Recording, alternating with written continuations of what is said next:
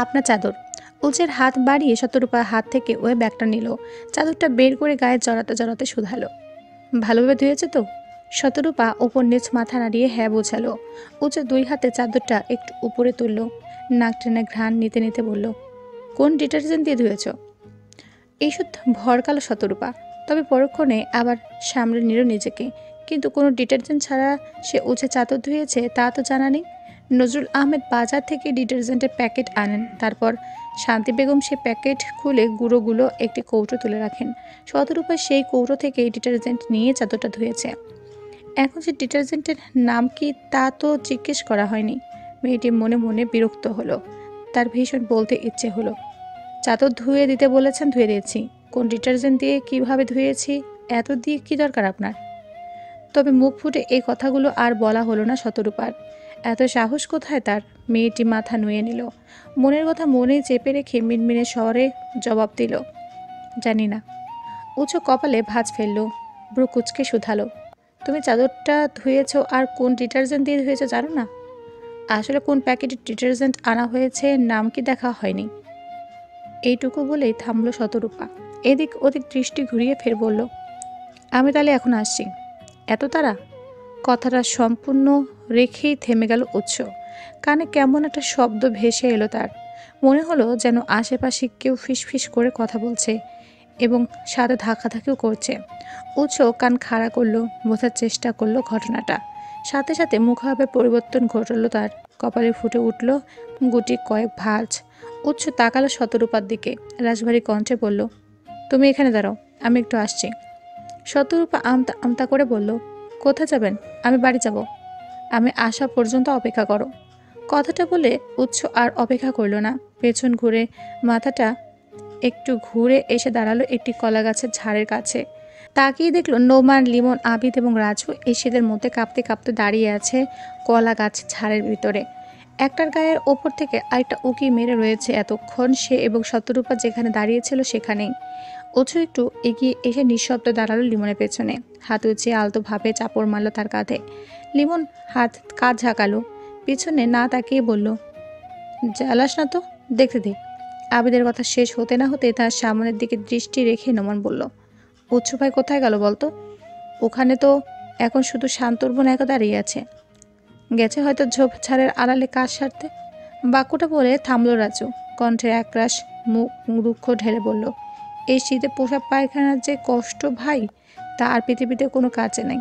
পানি না যেন হিমালয় বরফ গলা ঝর্ণা, গায়ে লাগলেই কলিজা ধইরা টান মারে। মাঝে মাঝে মনে হয় ইউরোপ আমেরিকার মতো টিস্যু দিয়ে কাজ চালাইয়া দিই। কিন্তু কি করবো, আমরা বাঙালি মানুষ, ওসব টিস্যু ফিস্যু গেঁজামি লাগে। তাই কষ্ট হলেও বরফ গলা পানি দিয়ে চালাইয়া দেওয়া লাগে। তোর পাশায় দেখছি একটা হিটার লাগানোর ব্যবস্থা করতে হবে, যাতে পানি লাগলে কলিজা ধইরা টান না মাইরা কলিজাটাই জ্বালাইয়া দেয়। উচ্চ ভারী কণ্ঠে বলল কথাটা। চমকে উঠল সকলে। তড়িৎ গতিতে তাকালো পেছন ফিরে। উচ্চকে দেখে অন্তরাত্মা কেঁপে উঠল তাদের। এর মানে শতরূপার কাছ থেকে সরে এই লোক এখানে এসেছিল, আর তারা তার টের না পেয়ে দিব্যি দাঁড়িয়ে দাঁড়িয়ে উকি মারছিল। উচ্চ নিশ্চয়ই তাদের এই কাজে ভয়ঙ্কর রেগে গেছে। এমনি যার রাগ এই লোকের, আজ নির্ঘাত তাদের কচুকাটা করে এই মাঝে চাপা দিয়ে দেবে। উচ্ছের আতঙ্কে দিশেহারা হয়ে উঠল নোমান, রাজু, আবিদ এবং লিমন। কি করবে না করবে বুঝে উঠতে না পারছে, ছুট লাগালো এদিক ওদিক। যদি পালিয়ে পালিয়ে বাঁচা যায় আর কি। কিন্তু তাড়াহুড়োয় তাও হয়ে উঠল না। উল্টো একজনের পায়ের সাথে আরেকজনের পা বেঁধে হুমড়ি খেয়ে পড়লো একে অপরের ওপর। সাথে সাথে চেঁচিয়ে উঠল আবিদ। বেচারা পড়েছে সবার নিচে। এমনি তো হ্যাংলা পাতলা শরীর, তার উপর রাজু, নোমান, লিমনের মতো তিনজন শক্তপোক্ত জোয়ান ছেড়ে উঠেছে তার উপরে। বেচারা পিঠ বাঁকিয়ে নিল ব্যথায়। আর্তনাদ করে বলল, আল্লাহ, মেরে ফেললো গো। খেয়ে খেয়ে এক একটা হাতির মতো দেহ বানিয়েছে। এখন সেই দেহ নিয়ে আমাকে পিষে মারছে। আবেদের কথায় ভরকে গেল সকলে। ততক্ষণে সোজা হয়ে দাঁড়িয়ে পড়ল তারা। অপ্রস্তুত ভঙ্গিতে চোখ ঘোরাতে শুরু করলো আশেপাশে। উৎস ভ্রু বাঁকালো, শান্ত অথচ গম্ভীর কণ্ঠে শুধালো, এখানে কি করছিস তোরা? নোমান আমতা আমতা শুরু করলো।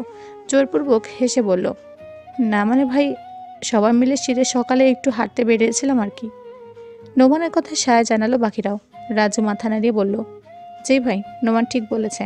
আমরা শীতের সকালে সবাই মিলে একটু প্রকৃতি উপভোগ করতে বেরিয়েছিলাম। কতদিন হয় ভোরের কুয়াশা দেখা হয় না। তা হাঁটতে বেরিয়েছিলি কি কলা গাছের ঝাড়ের মধ্যে? সব কটাতে তো এসে আমি কলা গাছের ঝাড়ের মধ্যেই পেলাম। চুপ হয়ে গেল সকলে। এখন কি উত্তর দেবে তারা?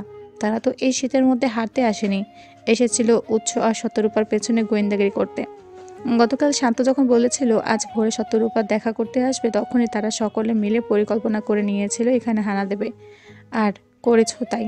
নয়তো এই শীতের মধ্যে কেউ তাদের মেরেও লেপ কম্বলের নিচ থেকে বের করতে পারতো না। তবে এখানে এসে বুঝি আর শেষ রক্ষা হলো না। বাঘের ঘরতে ঢুকবে আর বাঘের থাবা খাবে না, তাই কখনো হয়? এত লুকিয়ে চুরি এসব শেষ পর্যন্ত সে ধরা খেয়েই গেল উৎসের কাছে। সবাইকে চুপ থাকতে দেখে উৎসের চোখ মুখ শক্ত হয়ে উঠল। ক্রোধে ডিরি করে উঠল শরীরটা। এই বিচ্ছুগুলোর জন্য কোথাও একটু শান্তি পেল না সে। কোথায় সে ভেবেছিল এই ভোরে শতরূপার সাথে দেখা করে একাকী দুই দণ্ড কথা বলবে, তাও পারল না। এই বিচ্ছুগুলো এসে নাক গাজিয়েছে। ইচ্ছে তো হচ্ছে সবগুলো নাক কেটে এখন হাতে ধরিয়ে দিতে। উচ্চ হঠাৎ তার এক পায়ের জুতো খুলে হাতে নিল। নোমানদের দিকে তেড়ে এসে বলল, আমাকে বলদ পেয়েছিস? তোদের কি মনে হয় আমি বুঝি না কিছু? দাঁড়া, আজ প্রত্যেকটাকে জুতো পিটো করে পাশের বাড়ির কুটনি মহিলাদের মতো উকি মারার ভূত ছাড়িয়ে দেবো। উচ্চের হাতে জুতো দেখে আতকে উঠল নোমান, রাজু, আবিদ এবং লিমন। তড়িঘড়ি করে তারা ছুট লাগালো যারা যেদিকে দু চোখ চায়। উঁচু ফোঁস করে একটা নিঃশ্বাস ফেললো আর এগুলো না তাদের দিকে। হাতের জুতোটা মাটিতে ফেলে ফের পায়ে পড়ে নিল। লিমন দূর থেকে উচ্চকে দ্রুততা আবার পড়তে দেখে একটু সাহস পেল। উল্টো ঘুরে দৌড়ে এলো তার দিকে। নিজেকে নিরাপদ দূরত্বে রেখে বলল, ভাই, এরপর ভাবির সাথে দেখা করতে এলে এত ভোরে আসবেন না, একটু বেলা করে আসবেন। যা শীত, এত ভোরে আমাদের গোয়েন্দাগিরি করতে কষ্ট হয়। উচ্চ ফোঁস করে উঠল। ফের পা থেকে জুতো খুলতে খুলতে বলল, গোয়েন্দাগিরি? আয়, তোর গোয়েন্দাগিরি আমি ছুটাচ্ছি। লিমনকে আর পাইকে বেচারা আর এক দ্বন্দ্ব দাঁড়ালো না। ঝড়ের গতিতে দৌড় শুরু করলো যেদিকে দুই চোখ যায়। উচ্ছের মুখাভাবে পরিবর্তন ঘটলো। হাসি ফুটে উঠলো ওষ্ঠের কোণে। ভাবে শব্দটি তার হৃদয়ে লেগেছে। যাক, বিচ্ছুগুলো যাওয়ার সময় অন্তত ভালো কিছু বলে গেছে। এই শব্দটির জন্য হলে উচ্ছের এদের ওপর থেকে সব ক্রোধ উধাও হয়ে গেছে এক নিমিষে। নোমারা চলে যেতে উৎস আবার ফিরে এলো শতরূপার নিকট। মেয়েটি আগের স্থানে দাঁড়িয়ে দাঁড়িয়ে অপেক্ষা করছিল। উৎসকে ফিরে আসতে দেখে সে বলে উঠল, এখন তাহলে আসি আমি? এত তারা কিসের? চলো ওদিকটাই হেঁটে আসি একটু, তারপর বাড়িতে ফেরা যাবে। শতরূপা তো এমনি উৎসের সামনে থাকতে চায় না বেশিক্ষণ, তারপর আবার একসাথে হাঁটা। এর মধ্যে ওদিকে যদি নজরুল আহমেদ এবং শান্তি বেগমের ঘুম ভেঙে যায় আর তাকে বাড়িতে খুঁজে না পায়, তাহলে আরেক ঝামেলা। মেয়েটি আমতা আমতা শুরু করলো। ইতস্তত করে জবাব দিল, না, আমাকে বাড়ি ফিরতে হবে তাড়াতাড়ি, নয়তো বাবা বকবেন। তোমার বাপ যে এখনো পড়ে পড়ে ঘুমাচ্ছেন আমি তা জানি। ওনার ঘুম ভাঙতে ভাঙতে আমরা চলে আসব। শতরূপার ঠিক পছন্দ হলো না উৎসের কথাটা। তোমার বাপ পড়ে পড়ে ঘুমাচ্ছেন মানে কি? একটু সুন্দর করেও তো বলা যেত। যেমন লোকটার আচার ব্যবহার তেমন কথাশ্রী। শতরূপার মনে মনে ভেঙচি কাটলো, তবে মুখ ফুটে বলতে পারল না কিছুই। শুধু মিনমিনে কণ্ঠে বলল, আমি যাব না হাঁটতে, আপনি একাই যান। আমি একাই যদি যেতাম তাহলে তোমাকে বলতাম না, চল আমার সাথে। শেষোক্ত কথাটা একটু ধমকে সুরে বলল উৎস। শতরূপার হৃদয় কিঞ্চিত কম্পিত হলো। আর না বলার সাহস করল না সে। উৎস হাঁটা ধরলে সেও হাঁটা ধরল তার পাশে পাশে। এরপর দুজনে চুপ। বেশ কিছুক্ষণ পর নীরবতা ভাঙল উৎস। হাঁটতে হাঁটতে শুধালো, তোমার কাছে জীবন মানে কি? জীবন? আমার কাছে জীবন মানে একটু হাসি, একটু আনন্দ আর মাঝে মাঝে একটু দুঃখের ছোঁয়াতে মেটে ওঠা গল্প মাত্র। এটুকু বলে থামলো শতরূপা। পাশ ফিরে তাকালো উৎসের দিকে। কৌতূহলী হয়ে শুধালো, আর আপনার? চাপা নিঃশ্বাস ছাড়ল উৎস। একটু সময় নিয়ে বলল, আমার কাছে জীবন মানে বাধাহীন নদীর স্রোতের ন্যায়, যাকে হাজার দুঃখ কষ্ট ক্লেশ নিয়েও নিজের গতিতে বয়ে চলতে হয়। আমার কাছে জীবন মানে লড়াই, যেখানে বেঁচে থাকার জন্য কখনো নিজের সাথে, কখনো সমাজের সাথে, কখনো আপনাদের সাথে, কখনো বা প্রকৃতির সাথে লড়াই করে যেতে হয়। শতরূপা মনোযোগ দিয়ে শুনলো কথাগুলো। বেশ ভালো লাগলো তার। এই কাক্ষরটা লোকটা যে এত সুন্দর করে সাজিয়ে গুছিয়ে কথা বলতে পারে জানা ছিল না। সে তো ভেবেছিল এ শুধু ধমকাতে, মারামারি করতে আর বেহায়াগিরি করতে জানে। শতরূপা ওষ্ঠের হাসি ফুটিয়ে তুলল, প্রশংসা করে বলল, বেশ সুন্দর বলেছেন কিন্তু। প্রত্যুত্তরে উচ্চ হাসলো একটুখানি। এরপর আবারও দুজন চুপ। ভোরের কুয়াশায় ঢাকা আশপাশটা দেখতে দেখতে হাঁটছিল দুজন। হঠাৎ কি যেন একটা এসে পড়ল শতরূপার চোখের ভেতর। মেয়েটির চোখটা জ্বলে উঠল। সাথে সাথে দাঁড়িয়ে পড়ল সে। হাত উঁচিয়ে ঘষতে শুরু করলো চোখটা। উৎসও দাঁড়িয়ে পড়লো তার দেখা দেখি। ভ্রু কুচকে জিজ্ঞেস করলো, কি হয়েছে? চোখে কি যেন একটা পড়েছে, জ্বলছে ভীষণ। শতরূপার কণ্ঠে কাতরতা। ইতিমধ্যে চোখটা লাল হয়ে পানি এসে গেছে। উৎস একটু ঘুরে এসে দাঁড়ালো তার মুখোমুখি।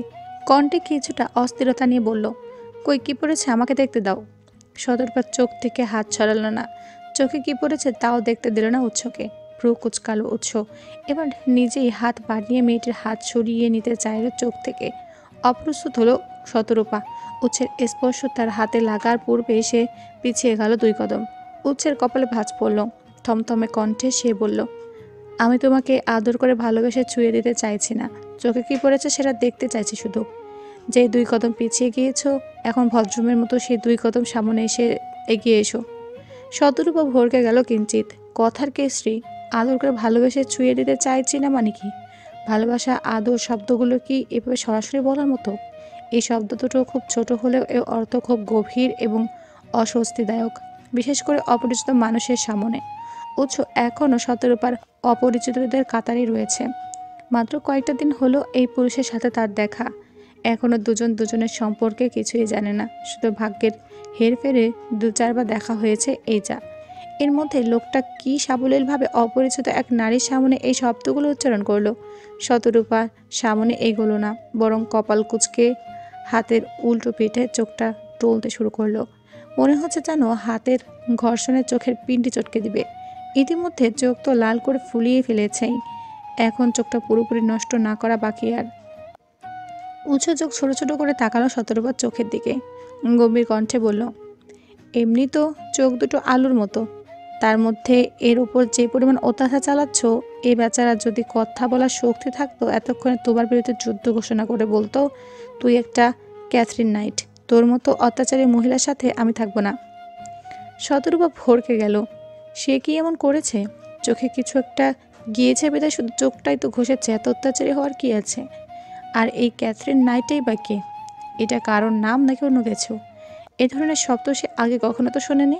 শতরূপে এক চোখে হাত রেখে অন্য চোখটা বড় করে তাকালো, কিছুটা অবাক স্বরে শুধালো, ক্যাথরিন নাইট মানে কি? উনি কোনো মানুষ নাকি বস্তু নাকি অন্য কিছু? ইতিহাসে সবচেয়ে অত্যাচারী নারীদের মধ্যে ক্যাথরিন নাইট একজন।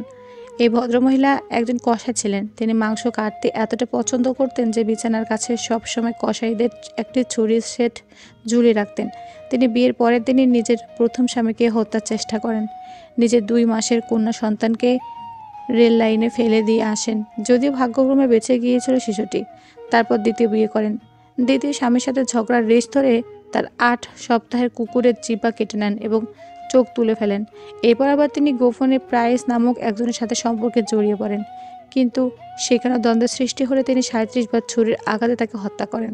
তারপর তার শরীরের চামড়া খুলে বেডরুমের দরজার হুকের সাথে ঝুলে রাখেন।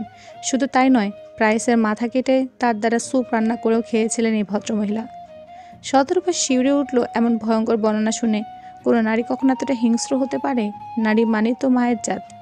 এরা হয় কোমল নরম ফুলের মতো, এদের বুক ভর্তি থাকে মমতা।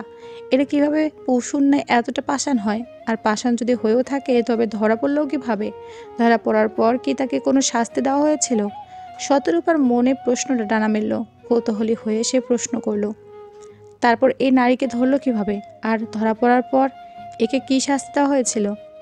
প্রাইস কিছুদিন নিজের কাজে না গেলে তার সহকর্মীরা চিন্তিত হয়ে পুলিশের দ্বারস্থ হন। প্রাইস নাকি তাদের আগে থেকেই বলে রেখেছিল সে ক্যাথরিনের হাতে যে কোনো সময় খুন হতে পারেন। সহকর্মীদের এই অভিযোগের ভিত্তিতে ক্যাথরিনকে গ্রেপ্তার করে পুলিশ এবং ঘটনার সত্যতাও খুঁজে পান। তখন তাদের দেশে মৃত্যুদণ্ডের নিয়ম ছিল না, বিধে যাবজ্জীবন কারাদণ্ডে দণ্ডিত করা হয় ক্যাথরিনকে। শতরূপা মনোযোগ দিয়ে শুনল কথাগুলো, তবে পরক্ষণে তার কপাল কুঁচকে এলো। শেষে কিনা উচ্চতাকে এমন এক নৃশংস মহিলার সাথে তুলনা করলো। সে কি এমন করেছে? শুধু চোখটাই তো ঘষেছে, এর জন্য এত হিংস্র এক নারীর সাথে তুলনা করবে? কোথায় রয়েছে বাংলাদেশ আর কোথায় রয়েছে আমেরিকা?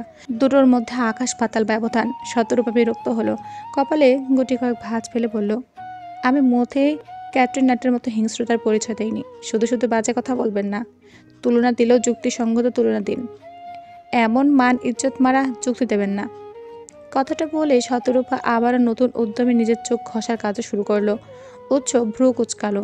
এই মেয়েকে এতগুলো কথা বললেও কোনো লাভ হলো না। যা তা ইচ্ছা সে তাই করছে না। এবারে আর সময় ব্যয় করলো না উচ্চ। স্পর্শ করবে না বলেও করে বসলো। শতরূপা কিছু বুঝে ওঠা কিংবা আবার সরে যাওয়ার আগে চোখ ঘষতে থাকা তার হাতটা ধরে ফেলে উচ্চ। টেনে নামিয়ে নিল চোখের উপর থেকে। হকচকিয়ে উঠল মেয়েটা। আকস্মিক হাতে পুরুষালী স্পর্শে শিউরে উঠল তার তনুমন। দ্রুত সরে যেতে চাইল পেছনে, কিন্তু উচ্ছ যেতে দিল না। তার শক্তপোক্ত পুরুষালী হাত দ্বারা চেপে ধরল মেয়েটির হাতটা, আটকে দিল ওখানেই। হাঁসফাঁস করে উঠল শতরূপা। হাতটা ঘুরিয়ে ছাড়িয়ে নিতে চাইল উচ্ছের হাতের ভাঁজ থেকে, কিন্তু পারল না। তার মতো ক্ষুদ্র এক বালিকার কি উচ্ছের মতো এক চাত্রাল পুরুষের শক্তির সাথে পেরে ওঠা সম্ভব নাকি?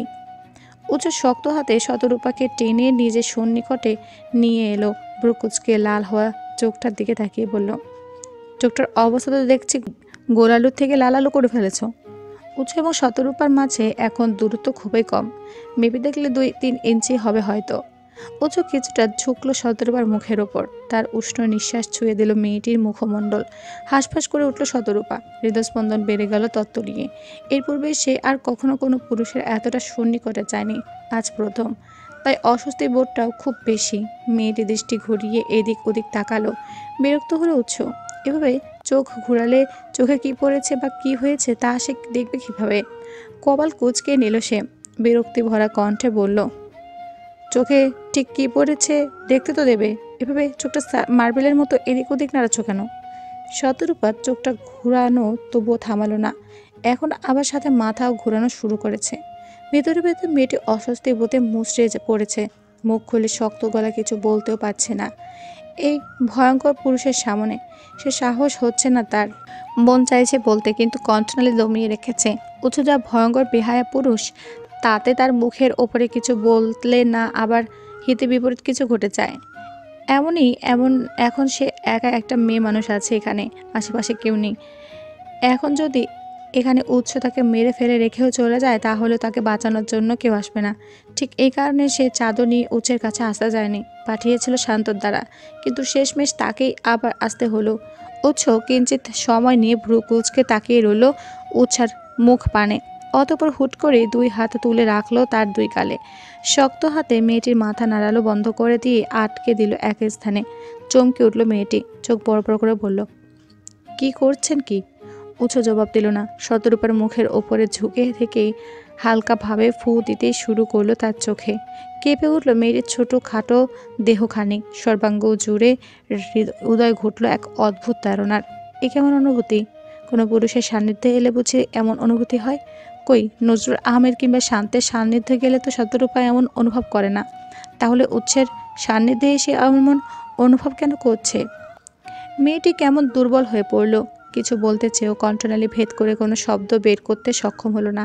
উৎস আরও একটু সময় নিয়ে ফু দিল শতরূপার চোখে। কোমল কণ্ঠে শুধালো, চোখ জ্বালা করবেছে? প্রত্যুত্তরে শতরূপা চুপ রইল। এই মুহূর্তে তার কর্ণে যেন কারো কোনো কথা পৌঁছাচ্ছে না। এক দৃষ্টে সে চেয়ে আছে তার সম্মুখে উপস্থিত সুদর্শন পুরুষটির দিকে।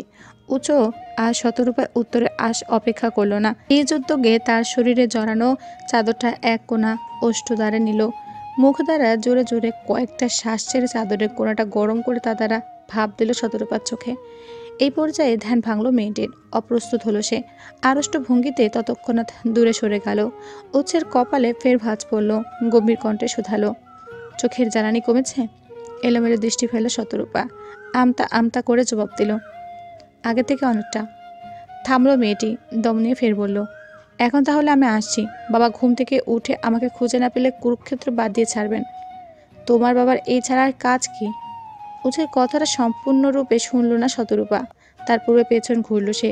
অপ্রস্তুত ভঙ্গিতে পা বাড়ালো বাড়ির পথে। উৎসের সাথে সাথে পিছন ডাকলো তার। মেয়েটি থমকে দাঁড়ালো। উৎসের দিকে ফের ফিরে তাকিয়ে শুধালো, আবার ডাকলে যে, কিছু বলবেন? উঁচু তার শরীরে জড়ানো চাদরটা খুলে ফের ঢুকিয়ে দিল শতরূপার আনা ব্যাগটায়। থমথমে কণ্ঠে বলল, চাদরটা আবার ধুয়ে নিয়ে এসো। শতরূপা ভ্রু কুঁচকে এলো। কপালে ভাঁজ ফেলে সে বলল, কালো তো ধুয়েছিলাম, আবার কেন? তোমার চোখে ভাব দেওয়ার সময় চোখের পানি লেগেছে এতে। শতরূপা অবাক হলো, বিস্ময় প্রকাশ করে বলল, একটু পানি তো লেগেছে, তাও চাদরের এক কোণে। এর জন্য আবার ধোয়ার কি প্রয়োজন? তোমার চোখে কোনো পোকা পড়েছে নাকি অন্য কিছু তা আমি জানি না। হতে পারে কোনো পোকা বা অন্য কোনো বস্তু পড়ে, তা তোমার চোখের পানিতে থাকা এনজাইম এবং ব্যাকটেরিয়ার সাথে মিশে ক্ষতিকর কোনো পদার্থ তৈরি করেছে, যা আমার চাদরে লেগে গেছে। যেমন ধোয়া চোখে গেলে বা পেঁয়াজ কাটলে আমাদের চোখ দিয়ে পানি বের হয়। এজন্য আসলে সালফারের এক ধরনের যৌগ দায়ী। পেঁয়াজ কাটলে এ ধরনের যৌগ বেরিয়ে আসে। এই যৌগ চোখের পানির সঙ্গে মিশে অতি সামান্য সালফিউরিক অ্যাসিড তৈরি করে। বলা যায় না তো, তোমার চোখেরও হয়তো এমন কোনো পদার্থ তৈরি হয়েছে। আমি কোনো ঝুঁকি নিতে চাইছি না, তার থেকে এটা তুমি আবার ধুয়ে দিও। শতরূপা হা হয়ে গেল। কি অসাধারণ যুক্তি! চাদরের এক ধার থেকে চোখে একটু ভাপ দিয়েছে, তাতে কতটাই বা চোখের পানি লেগে গিয়েছে চাদরে। এর জন্য নাকি আবার সালফিউরিক অ্যাসিড উৎপন্ন হবে। কেন সালফিউরিক অ্যাসিডের উৎপন্ন হওয়ার জায়গায় কি অভাব পড়েছে? শতরূপা কিছু বলতে গিয়েও থেমে গেল। সে মানবিক বিভাগের শিক্ষার্থী, রসায়ন সম্পর্কে তার তেমন কোনো ধারণা নেই। উৎসের কথার প্রেক্ষিতে আবার কি ভুলভাল যুক্তি দিয়ে ফেলবে, তারপর নাকানি চোবানি খেয়ে মান ইজ্জত নষ্ট করে ঘরে ফিরতে হবে। তার থেকে এ বিষয়ে আর কথা না বাড়ানোই শ্রেয়। একবার যখন এ চাদর ধুয়ে দিতে পেরেছে, তখন আবারও একবার ধুয়ে দিতে পারবে। প্রয়োজনে ধুতে ধুতে এর রংটাই পাল্টে দেবে। শতরূপা মাথা নাড়িয়ে উৎসের কথা সায় জানালো, নিচু স্বরে বলল, আচ্ছা। উঁচু সন্তুষ্ট হলো শতরূপার কথায়। একটু সময় নিয়ে বলল, আগামী পরশু ভোরে আমি মাঠে অপেক্ষা করব। চাদরটা ধুয়ে শুকিয়ে ওখানে নিয়ে আসো। আমার আসার কি প্রয়োজন? শান্তকে দিয়ে পাঠিয়ে দেব। আমি আগে বলেছি আমি মধ্যস্থ কোনো ঘটকের শ্রেণীকে পছন্দ করি না। চাদরটা আমি তোমাকে দিয়েছি, সুতরাং তুমি আবার ফেরত দিয়ে দেওয়া যাবে। শতরূপা বিরক্ত হলো। সে ফেরত দিয়ে যাওয়া আর শান্তর ফেরত দিয়ে যাওয়ার মধ্যে পার্থক্য কি? একজন দিয়ে গেলেই তো হলো। উৎসের সম্পর্ক চাদর পাওয়ার সাথে, সে শুধু চাদর পায়। এবার শতরূপা সাহস করে উৎসের কথায় বিরোধিতা করে বসলো। নাক মুখ কুচকে বলল, আমি পারবো না। উৎস বাঁকা হাসলো, হুমকির স্বরে বলল, তবে আমি তোমার বাড়িতে যাব। নজরুল আহমেদের নিকট গিয়ে চাদরটা চাইব। শতরূপার মুখটা চুপসে গেল। এই ভয়টাই তো সে পেয়েছিল, যার জন্য এই ভোরের শীতকে উপেক্ষা করে লুকিয়ে ছাপিয়ে এখানে এসেছে। নয়তো কি প্রয়োজন ছিল তার বারবার এই ভয়ঙ্কর পুরুষের সম্মুখীন হওয়ার, এই ভোরে একাকী এক পুরুষের সাথে দেখা করার? শতরূপা আর তর্কে জড়ালো না। এই লোককে দ্বারা নজরুল আহমেদের কাছে যাওয়া কোনো অসম্ভব নয়। মেয়েটি দৃষ্টি নত করল, নরম স্বরে বলল, আচ্ছা, এটা ধুয়া আগামী পরশু ভোরে আমি নিজে এসে দিয়ে যাব। এই তো এবার সঠিক পথে এসেছ। কথাটা বলে উৎস অধর বাঁকিয়ে হাসলো। শরীরটা যেন জ্বলে উঠল শতরূপার। দাঁত কিরমির করে একবার সে তাকালো লোকটার দিকে, অতঃপর বলল, আমি আসছি এখন। উৎস গলা উঁচিয়ে পূর্ব দিগন্তে তাকালো। সূর্যটা কেবল তার ঔজ্জ্বল্য ছড়িয়ে দেখা দিতে শুরু করেছে। কিছু সময়ের ব্যবধানে হয়তো পুরোপুরি নিজের ঔজ্জ্বল্য ছড়িয়ে দেবে প্রকৃতির বুকে, সাথে ঘুমন্ত জনজীবনকে জাগিয়ে তুলবে। নিজেদের জীবিকার তাগিদে তাদের দৌড় করানো শুরু করবে কর্মের পিছনে। উৎস এবারে আর বিরক্ত করল না। সূর্যের দিক থেকে দৃষ্টি সরিয়ে তাকালো শতরূপার দিকে, গম্ভীর কণ্ঠে বলল, আমি তোমার অপেক্ষা থাকবো। শতরূপা প্রত্যুত্তরে কিছুই বলল না। অনুমতি পেয়ে হাতের ব্যাগটা নিয়ে পেছন ঘুরে পা দিল বাড়ির পথে। কিছুটা সময়ের ব্যবধানে শতরূপা পা রাখলো বাড়ির চৌখাটে। চারদিকটা এখনও নীরবতায় ঘেরা। হয়তো এখনও ঘুম থেকে ওঠেনি কেউ, বা উঠলেও কক্ষ ছেড়ে এই শীতকে উপেক্ষা করে বাইরে পা রাখেনি। তবুও মেয়েটা সজাগ দৃষ্টিতে চোখ বুলালো আশেপাশে। সাবধানে মার নেই। নজরুল আহমেদ অথবা শান্তি বেগম একবার উঠে পড়লে আজ আর রক্ষে থাকবে না। চারদিকটা ভালোভাবে দেখে একবার টিপে টিপে খুব সাবধানে নিজের কক্ষে পৌঁছালো শতরূপা। কোনো রকম ভিতরে ঢুকে তড়িঘড়ি করে আটকে দিল দরজাটা। যাক, এবার বুঝে একটু স্বস্তি মিলল। বুক হাত দিয়ে ফোঁস করে একটা নিঃশ্বাস ফেললো সে। এরপর হাতের ব্যাগটা সহ চাদরটা ছুঁড়ে ফেললো মাটিতে। ব্যাগ ছেড়ে চাদরটা গড়িয়ে পড়লো নিচে মেঝেতে। এই চাদরটা যত নষ্টের গোড়া, এই জন্যই এখন তাকে এত ঝামেলা পোহাতে হচ্ছে। কখনো লুকিয়ে গৃহের বাইরে যেতে হচ্ছে, কখনো শান্তকে ঘুষ দিয়ে পাঠাতে হচ্ছে, আবার উচ্ছেদ যত অযৌক্তিক ভাষণও শুনতে হচ্ছে।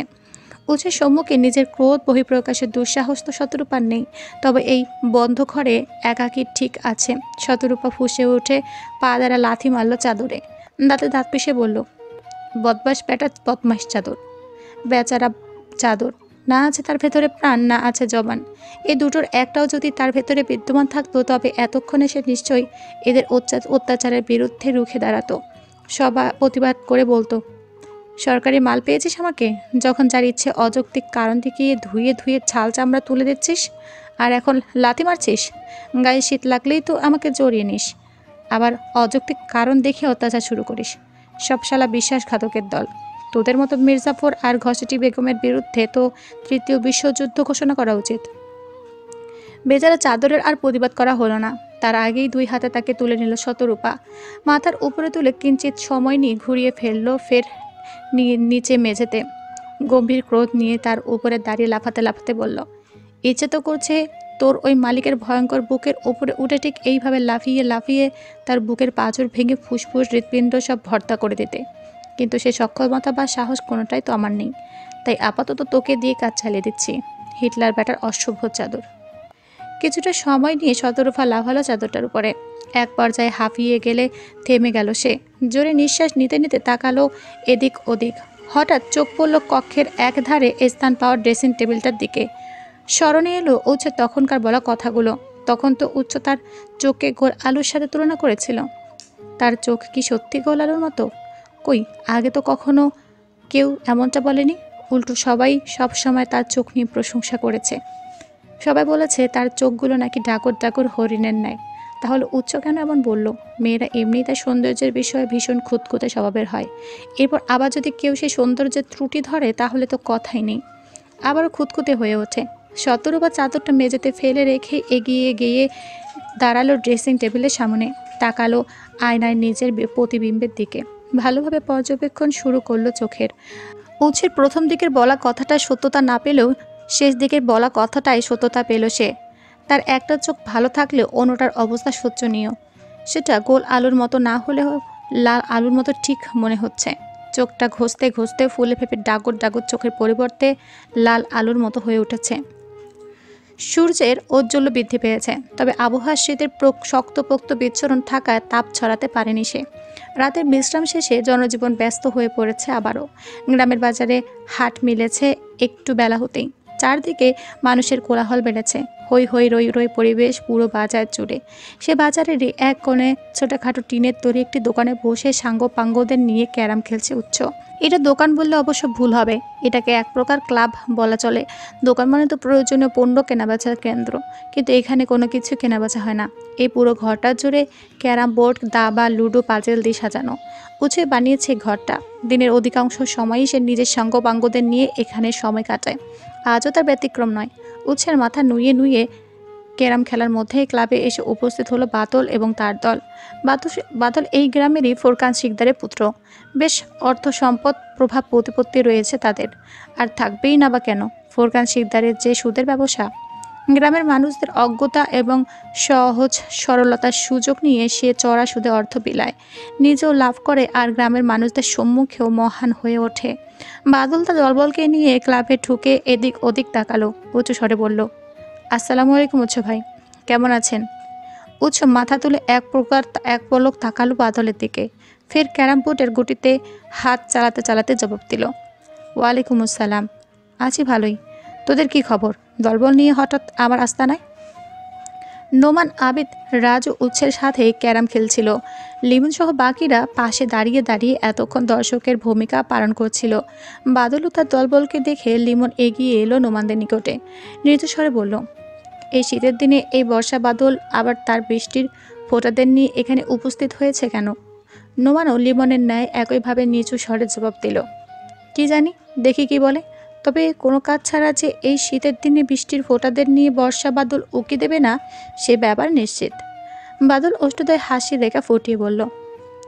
উৎসের দিকে একটু এগিয়ে এসে বলল, আসলে ভাই সামনে তো নির্বাচন, ভাবছিলাম এবারে নির্বাচনে বাবাকে চেয়ারম্যান পদের জন্য দাঁড় করাবো। করাবি, সেখানে আমাকে বলার কি আছে? বাদলের হাসিতে কিঞ্চিত ভাটা পড়ল।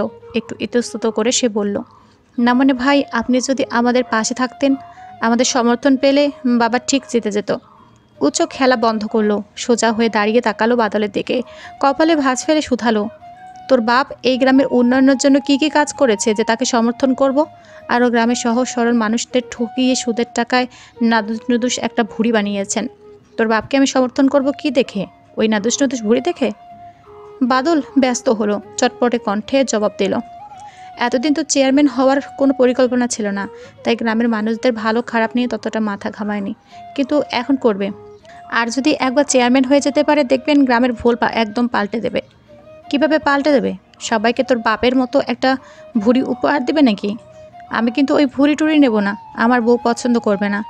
আর তার উপর বউ যদি আবার হয় ছোটোখাটো পিচ্চি মেয়ে, দেখা যাবে ভুঁড়ির সাথে বেজেই কোথাও উল্টে পড়ে আছে। উৎসের কথা সবাই অট্ট হাসিতে ফেটে পড়ল। বাদলের সাথে আসা তার দরবলও হেসে উঠেছে। বেচারা লজ্জা বোধ করলো, সাথে অপমানিত বোধ করলো বেচায়। তবে উৎসের সামনে বলল না কিছুই। এই মুহূর্তে তাদের উৎসের সাহায্য প্রয়োজন। যত যাই হোক, উৎসের ক্ষমতা আছে, গ্রামের লোকজন ভয় পায় তাকে। সে যদি ফোরকান শিকদারকে একটা বার ভোট দিতে বলে, তাহলে গ্রামের মানুষ ভয়ে হলেও ভোট দিবে। আর উৎসের বাবারও প্রভাব প্রতিপত্তি, অর্থ সম্পদ রয়েছে। উৎস তাদের সমর্থনে থাকা মানে তার বাবাও তাদের সমর্থনে থাকা। বাদল নিজেকে সামলালো, কণ্ঠ স্বাভাবিক রেখেই বলল, বাবা সত্যি ভালো কাজ করবে ভাই, আপনি শুধু আমাদের সমর্থনে থাকুন। বিরক্তিতে কপাল কুঁচকে এলো উৎসের। এই রাজনীতি ফাজনীতি কোনো কালেই ভালো লাগে না তার। রাজনীতি মানেই তার কাছে একটি বিদঘুটে স্বার্থান্বেষী জনগণের স্বাধীনতা হরণের চক্র মনে হয়। যদিও রাজনীতি এবং গণতন্ত্রের মূলমন্ত্র হলো জনগণের স্বাধীনতা সুনিশ্চিত, তাদের অধিকার দেওয়া এবং রাষ্ট্রের কল্যাণ সাধন, কিন্তু তা মানে কতজন? নির্বাচনে দাঁড়ানোর সময় সবাই ভালো কাজের কথা দেয়, জনগণকে ভরসা দেয়, তাদের বাড়ি বাড়ি গিয়ে বুকে টেনে নেয়, কিন্তু নির্বাচনে একবার জিতে গেলে কতজন আর নিজেদের দেওয়া কথা রাখে? তখন ধীরে ধীরে বেরিয়ে পড়তে শুরু করে তাদের আসল রূপ। ক্ষমতার লোভ বড় খারাপ জিনিস। যারা একবার ক্ষমতার দখলে এবং অন্যকে শাসনের সুযোগ পায়, তারা সহজে এই পথ ছাড়তে চায় না। অতি ভালো এবং সুশীল মানুষগুলো একটা সময় ক্ষমতার লোভে হয়ে ওঠে পাষাণ স্বৈরাচার। আর তাছাড়া একজন মানুষের যদি অন্য মানুষের জন্য ভালো কিছু করার ইচ্ছেই থাকে, তবে সে এমনি করতে পারে। তাতে রাজনীতিতে আসার কি দরকার? আর সেখানে ফোরকান শিকদার তো আগে থেকেই লোভী। গ্রামের লোকদের ভালো করবে সে কথা দিচ্ছে, তাও শুধু চেয়ারম্যান হওয়ার জন্য। এবারটা চেয়ারম্যান হলে যে গ্রামের লোকদের কতটা ভালো করবে আর কতটা চাল ডাল তেল আটা নিজের পেটে ভরে ভুঁড়ি আরও বাড়াবে, তা বোঝা হয়ে গেছে উৎসের। উৎস আবারও গ্রামের বোর্ডের ওপর ঝুঁকে গেল, গুটিতে টোকা দিতে দিতে বলল, তোর বাপের যদি গ্রামের মানুষদের ভালো করার ইচ্ছে থাকে, তবে এমনি করতে বল। এসব চেয়ারম্যান হয়ে কাজ নেই। আমি এ বিষয়ে তোর বাপকে কোনো সমর্থন দেব না। বাদলে মুখশ্রী থমথমে আকার ধারণ করলো। রুষ্ট স্বরে সে শুধালো, এটাই তবে আপনার শেষ কথা?